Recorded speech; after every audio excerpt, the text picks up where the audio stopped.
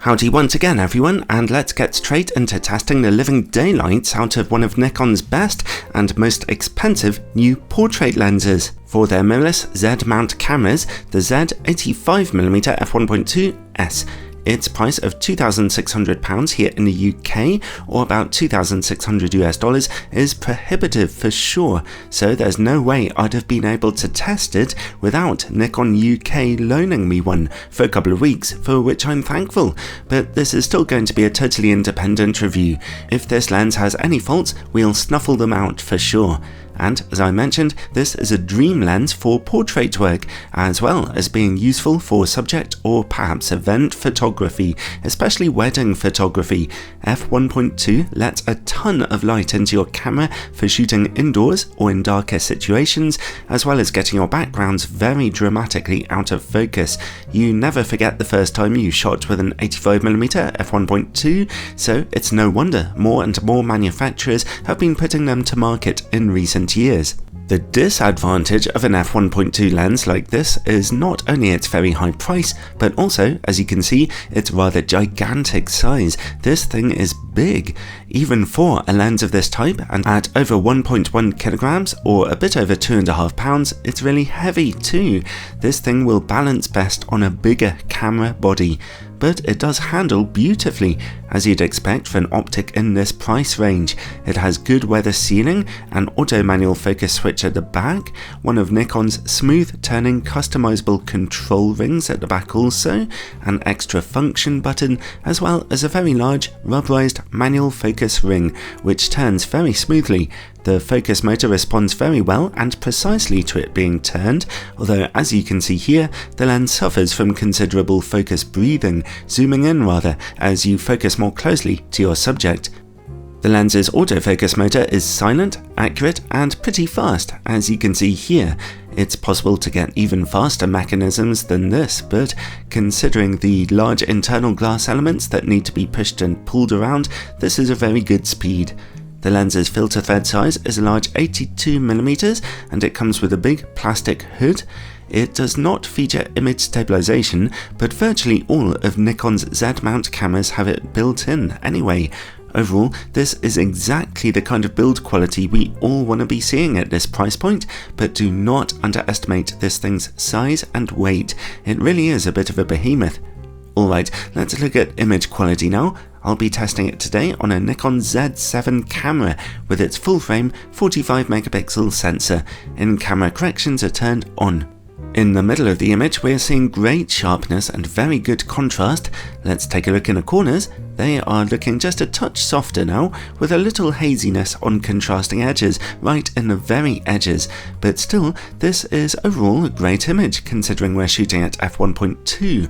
Stop down to f2 though, and image quality quickly becomes way punchier in those corners and very sharp.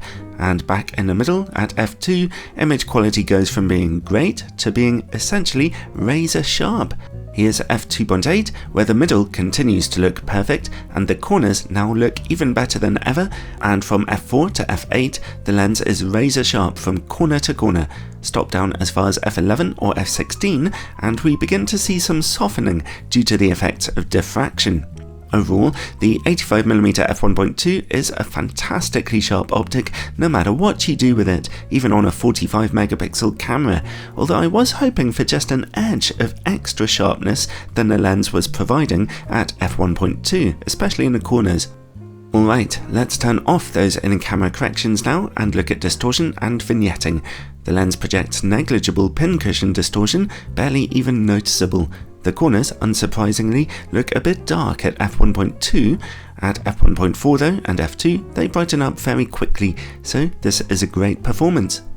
This lens can focus down to 85cm from your subject, just average for an 85mm lens.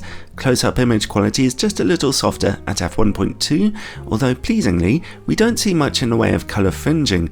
f1.4 sees just a tiny improvement, but at f2 we are back to seeing excellent sharpness. Let's see how the lens works against bright lights now. It's just an average performance here. Flaring and glaring is clearly visible, but it's not too harsh or opaque. This is a common side effect of using a lens with big glass elements, but it's hardly a serious problem, and the lens's large hood should help things here. Next, bokeh. Nikon have been the barons of bokeh recently, with their triumphant plenar lens producing especially gorgeous backgrounds, and they have managed to hit a home run with this lens also, as the 85mm f1.2 turns even more difficult areas and transitional zones into beautifully rendered backgrounds. They look truly wonderful here. And finally, related to bokeh comes longitudinal chromatic aberration. At f1.2 it is noticeable, with colourful bokeh highlights making their presence known. At f2 they are reduced, and at f4 they're basically gone. Overall, well, although shooting with this lens gave me arm ache after a while, I ultimately didn't care, because the results are so generally wonderful. This is definitely a very accomplished portrait lens.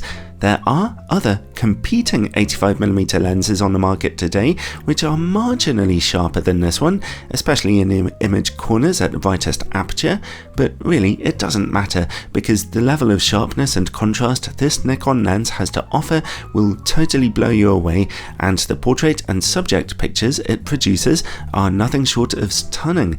This is definitely a hideously expensive camera lens, and it's not completely perfect. I don't think anyone could say it's good value for money, but it's a lens for people who really want the best, and shooting at f1.2 can really mark a professional's work out from the competition. So, despite the hefty price, it still comes recommended.